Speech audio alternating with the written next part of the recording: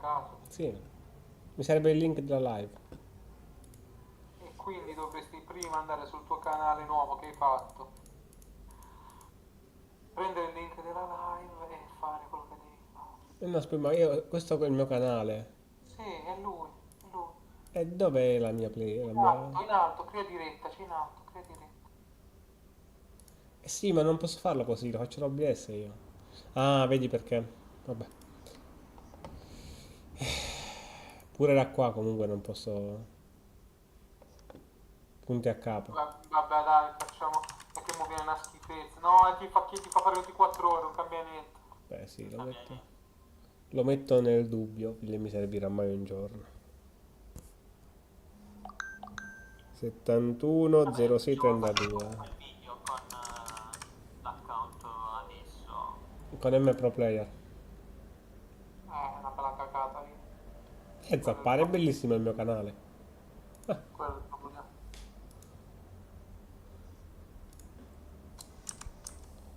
Vabbè, tu cancella che sta su M Pro Player 00.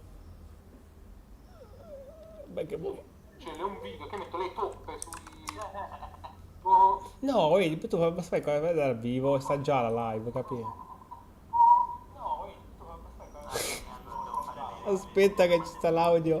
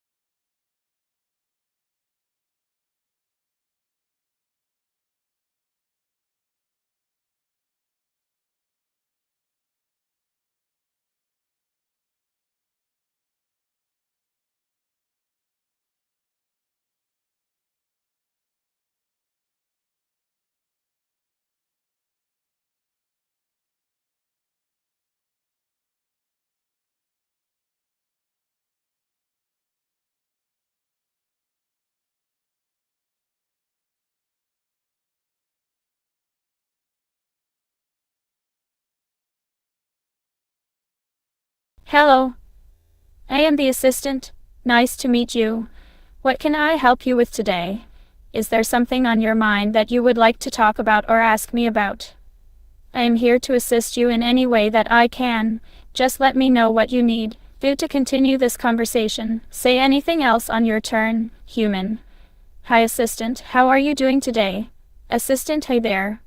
I am just an ordinary computer program, so I don't have feelings or emotions like humans do. However, I am always happy to be of assistance to people like you. How can I help you today? Let me know if you have any questions or topics that you would like to discuss. I am here to help. Human. Can you tell me more about yourself? Assistant, sure.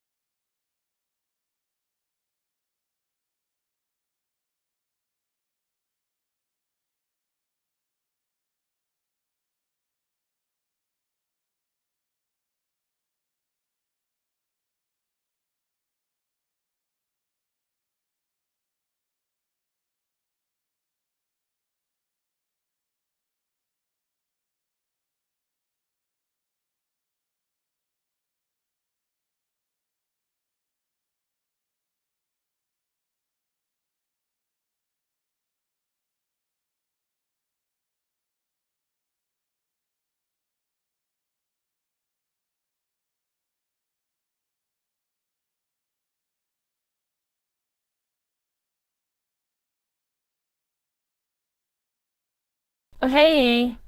Welcome back, Yaniben. Always a pleasure to talk with you. Anything interesting happened while I was away?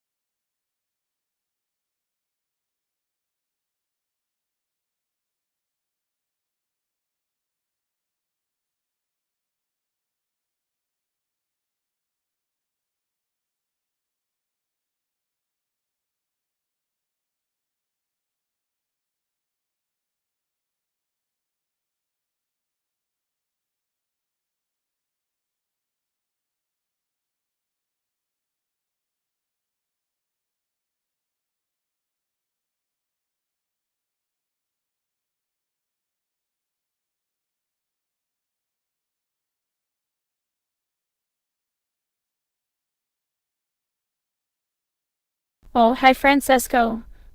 That's a tough one, but I happen to know the answer. The capital city of Canada is Ottawa. Am I right? Good job.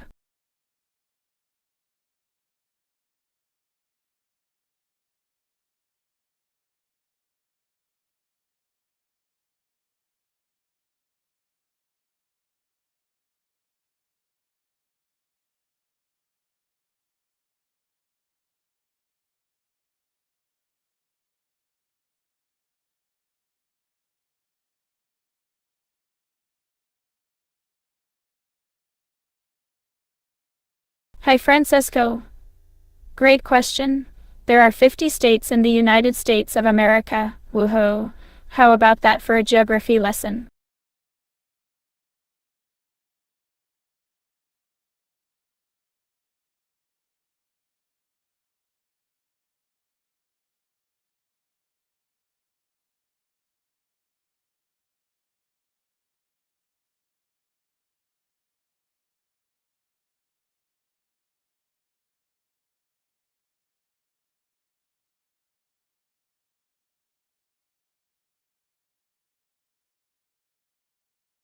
Whoops, sorry about that. Let me give you the correct answer. To Kill a Mockingbird was written by Harper Lee. Isn't that right?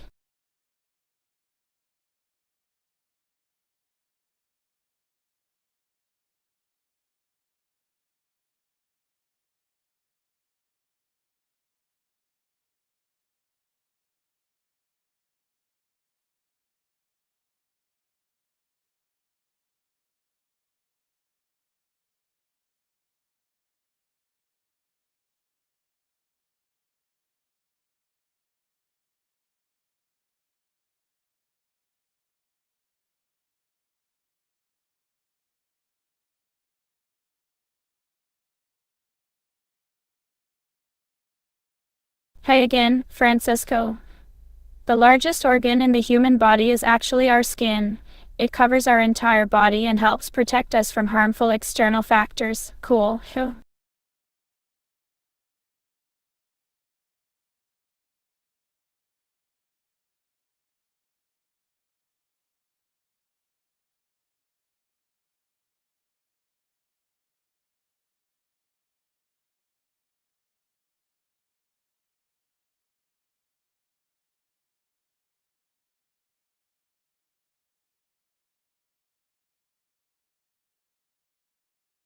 Oh, good guess, Francesco.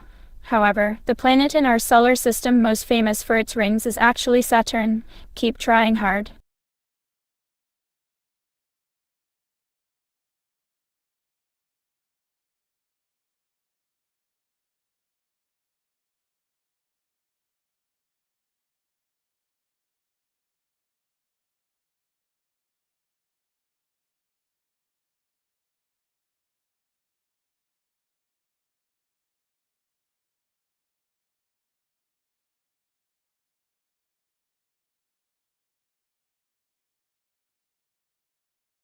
Whoops, sorry again, Francesco. The artist responsible for painting the Mona Lisa is none other than Leonardo da Vinci. Wasn't he incredible?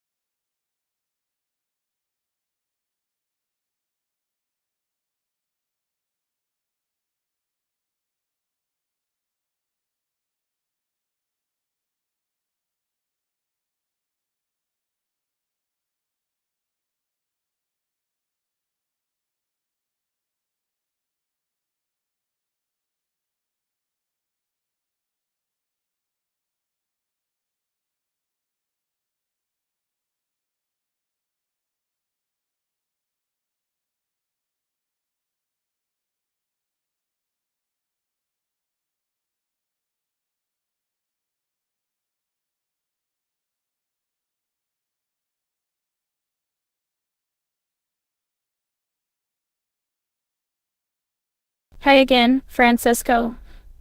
The smallest country in the world is Vatican City, located within Rome, Italy. Did you know that it has its own government and even issues its own stamps? Amazing, isn't it?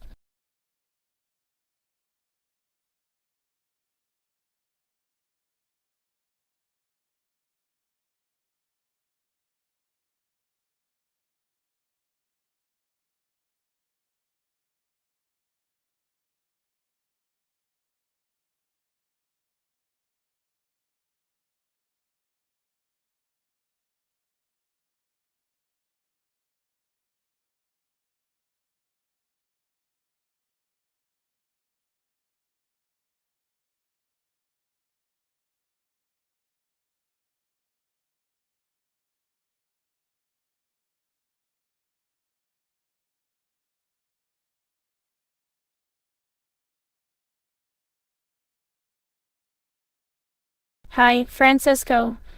The tallest mountain in Africa is Mount Kilimanjaro. It stands at a majestic 19,340 feet 5,895 meters high. Whoa, that's impressive, isn't it?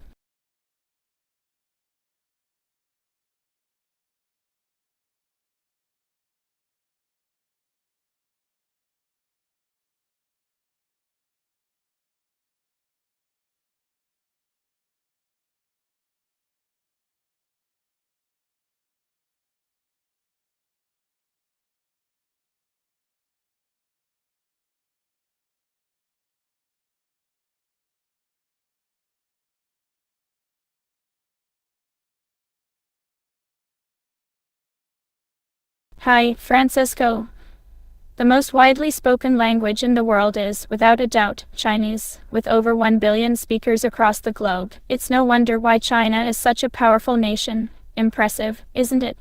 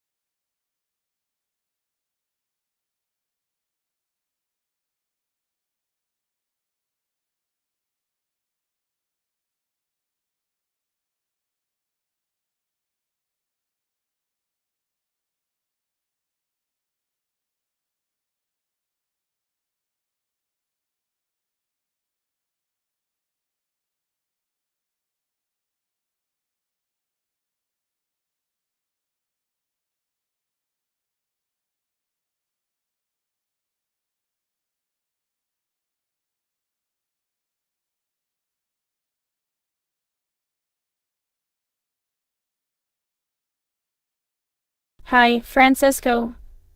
Green plants make their own food through a process called photosynthesis. This allows them to produce energy from sunlight, water, and carbon dioxide. Pretty cool, eh?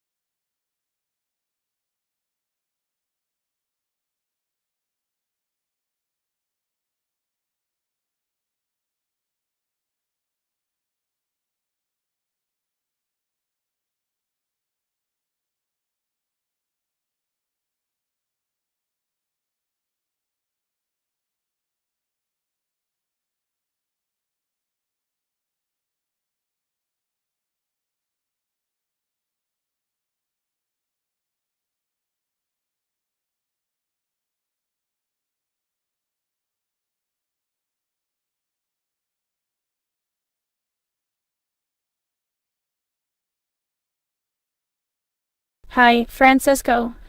Spoken language and written language often differ due to various reasons. For example, spoken words tend to be longer and more flexible compared to written words, which must adhere to strict grammar rules. Additionally, spoken language often contains filler words and gestures that aren't present in written language. Interesting, isn't it?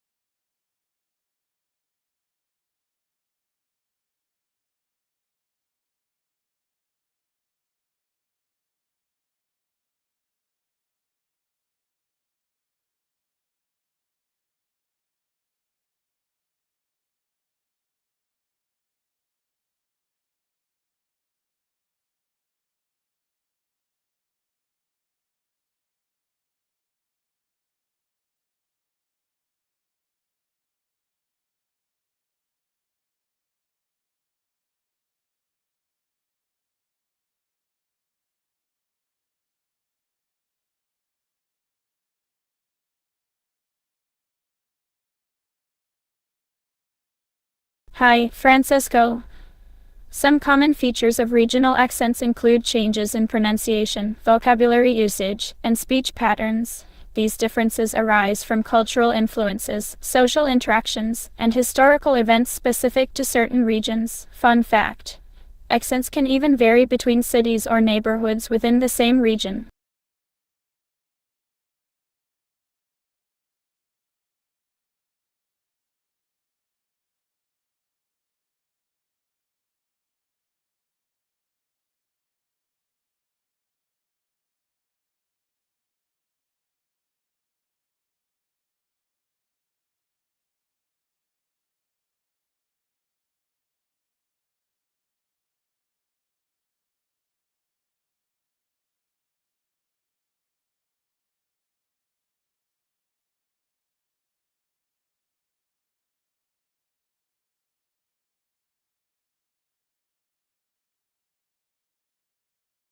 Hi, Francisco.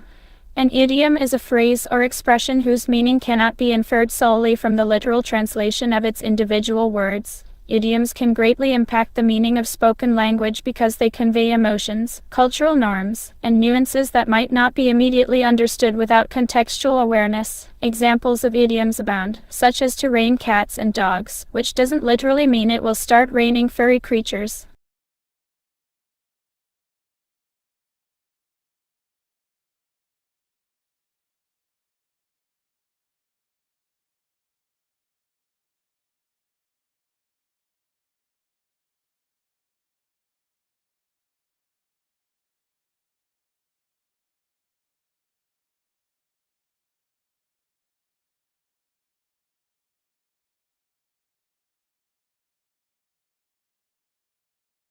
Hi, Francisco.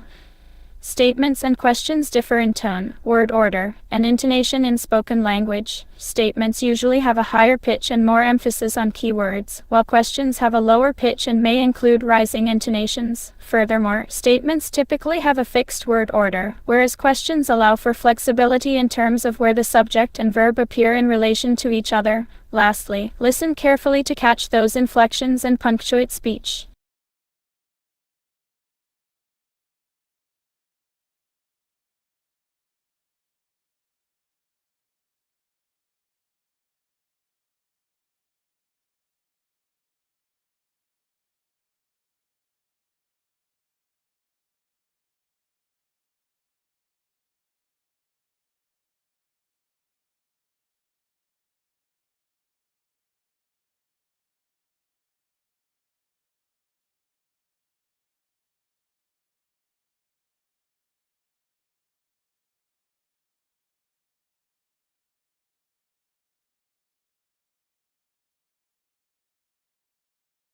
Identifying intonation in spoken language involves paying attention to the rise and fall of pitch in phrases and sentences. By analyzing these tonal shifts, you can determine whether a given utterance is meant to be a statement, a question, or something else entirely. Listen closely to the speaker's voice, focusing on keywords and the overall rhythm of their delivery. That should give you a good sense of the intended meaning behind the spoken words. Good luck.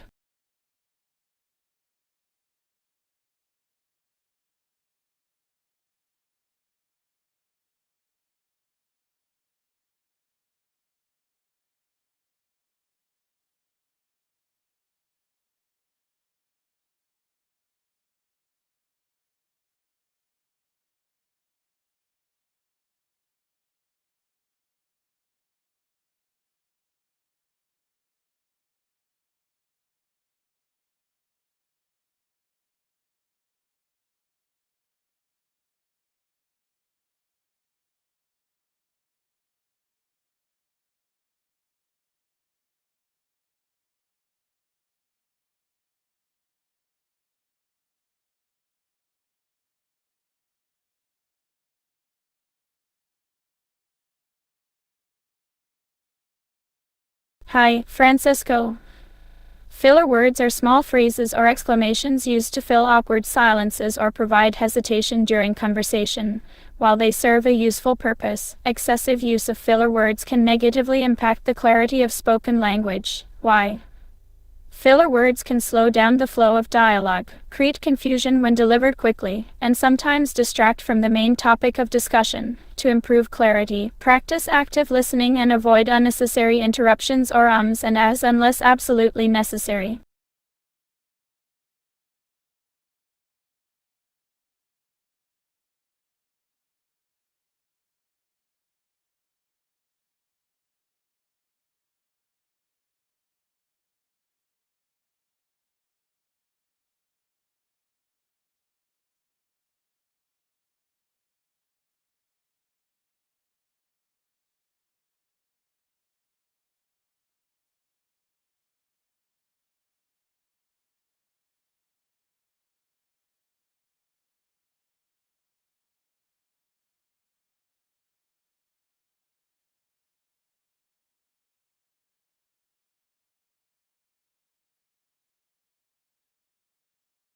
Contextual understanding plays a crucial role in interpreting spoken language effectively. Simply put, it refers to the ability to comprehend the surrounding circumstances and situations before processing someone's words. This skill allows us to better understand the intended message based on factors like background noise, conversational dynamics, and cultural references. Using contextual understanding helps us respond appropriately or ask follow-up questions to clarify any ambiguities. Practice active listening and engage in conversations to develop stronger contextual understanding skills.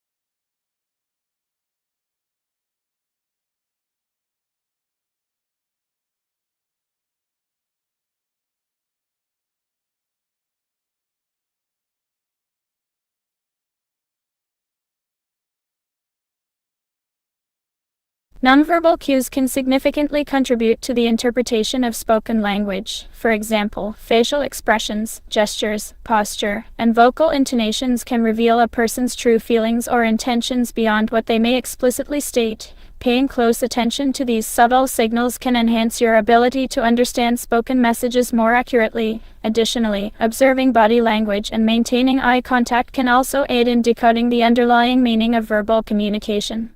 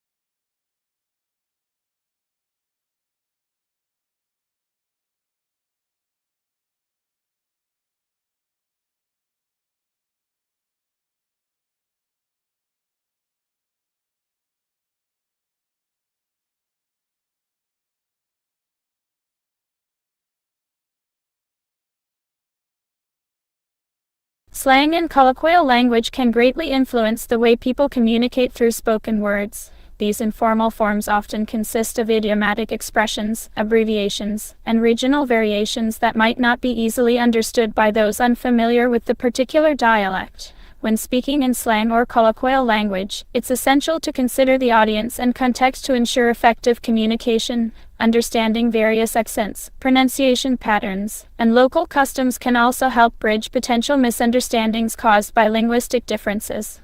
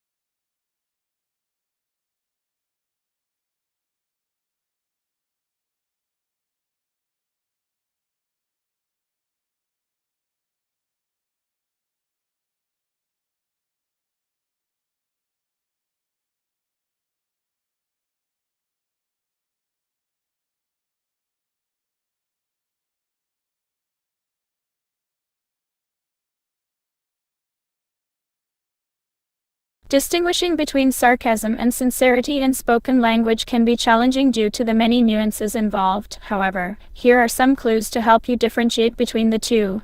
1. Tone of voice. Sarcasm is usually conveyed with a tone that is mockingly high-pitched or condescending, while sincerity tends to sound more genuine and neutral. 2. Pacing and inflection. Sarcasm often includes changes in pace and inflection to emphasize certain parts of speech, whereas sincerity remains relatively consistent. 3. Word choice.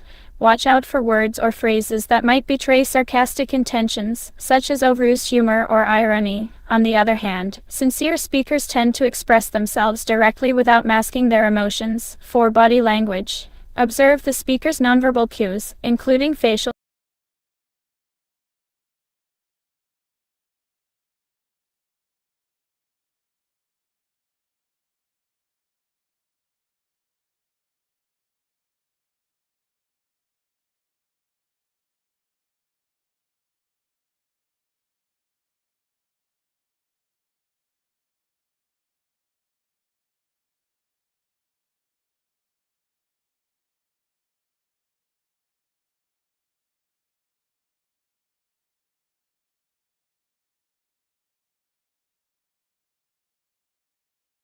William Shakespeare is widely credited with writing Romeo and Juliet, a tragic romantic play centered around two young lovers from feuding families. Considered one of his most famous works, the play explores themes of love, fate, and identity amidst political tensions and family conflict. Although its authorship has been debated throughout history, the majority of scholars attribute the play to Shakespeare based on style, content, and historical evidence.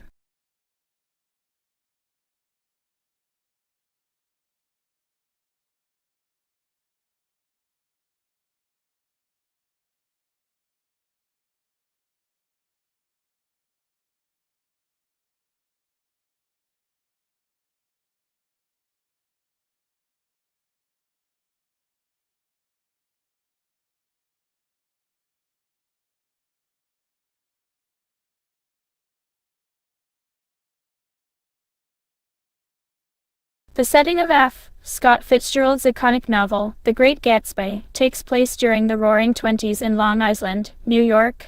The story primarily focuses on a wealthy, mysterious figure named Jay Gatsby and his lavish parties, where he hopes to reunite with Daisy Buchanan, his former love interest. Throughout the narrative, the novel explores themes of social hierarchy, morality, and the corrupting influence of wealth. The setting serves as a backdrop for these complex issues and provides a vivid representation of the era's decadence and excess.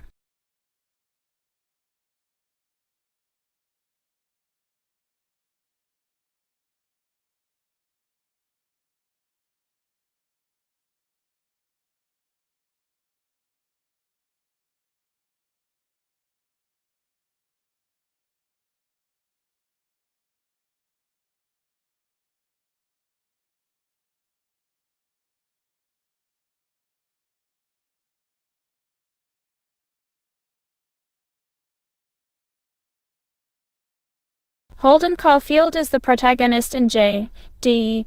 Salinger's classic novel, The Catcher in the Rye. The book follows the inner journey of a troubled teenager navigating the complexities of adolescence and coming of age in the mid-20th century. As the story unfolds, Holden struggles with alienation, disillusionment, and his own sense of identity, ultimately leading him towards self-discovery and personal growth. Through his first-person perspective, readers gain insight into the thoughts and experiences of a deeply flawed yet relatable character.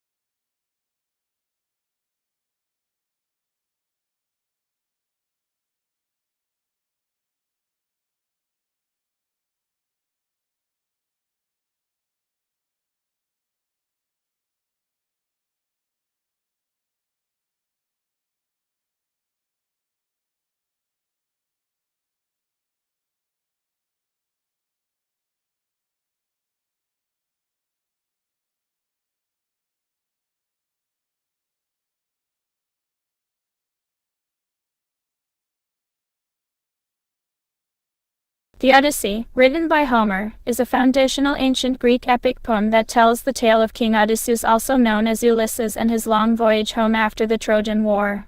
This significant literary work holds various layers of meaning and symbolism across multiple aspects of human experience, including adventure, identity, loyalty, perseverance, and the human condition itself. One adventure.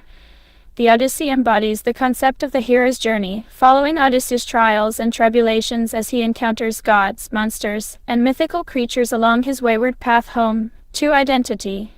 Through his interactions with various cultures and individuals, Odysseus learns about himself and comes to terms with his past, present, and future. His journey represents the search for self-knowledge and understanding. 3. Loyalty.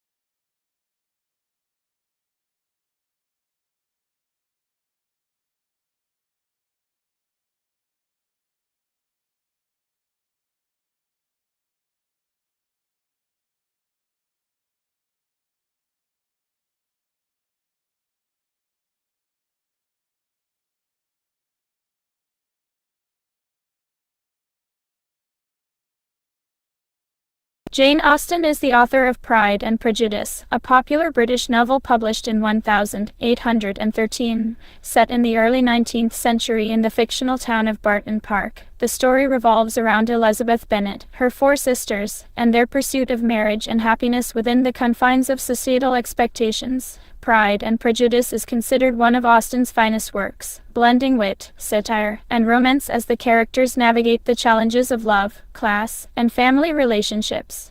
The novel's enduring appeal lies in its timeless portrayal of the complexities of human behavior and the consequences of our choices.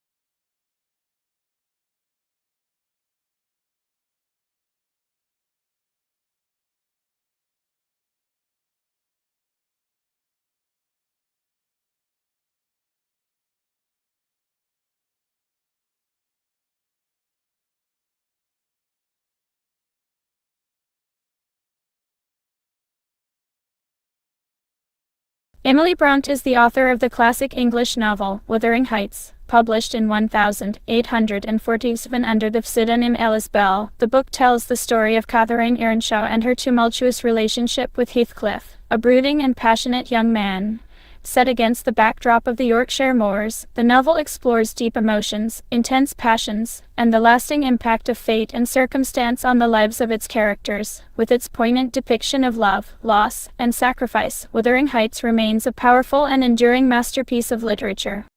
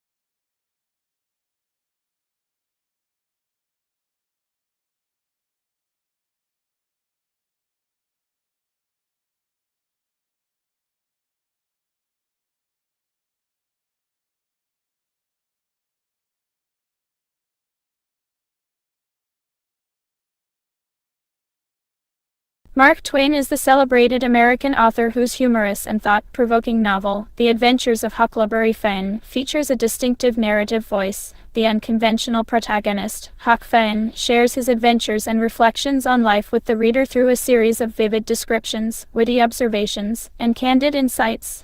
The novel, set in the late 19th century in the southern United States, chronicles Huck's journey down the Mississippi River alongside his friend Jim, a runaway slave seeking freedom. Through Huck's eyes, Twain offers a nuanced portrayal of race, society, and the human condition, while also delivering a thrilling tale full of humor, action, and drama.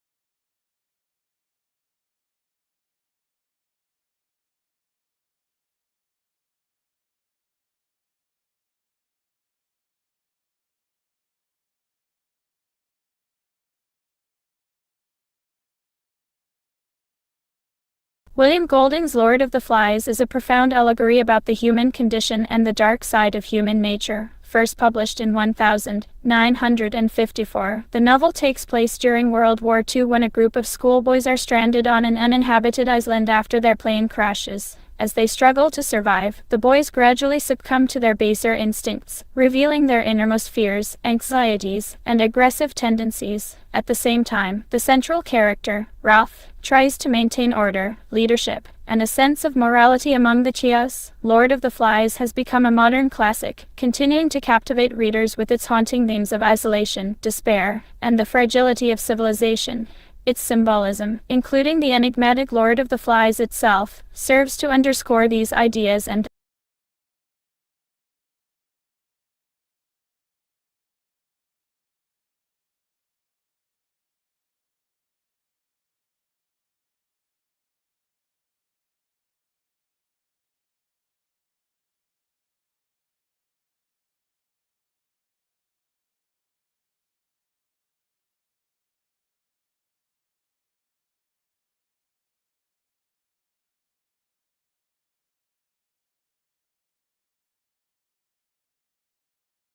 Charlotte Bronte is the author of Jane Eyre, first published in 1847 under the pen name Currer Bell. This romantic fiction novel follows the experiences of Jane Eyre, a strong-willed and independent woman who finds herself caught between her desire for love and her need for independence. The story unfolds against the backdrop of the Victorian era, where social conventions and gender roles rigidly defined people's choices and opportunities. As Jane navigates complex relationships and confronts personal challenges, she learns valuable lessons about self-discovery, resilience, and the power of true love. Jane Eyre continues to fascinate audiences with its rich characters, intricate plotlines, and timeless themes that resonate deeply with readers around the world.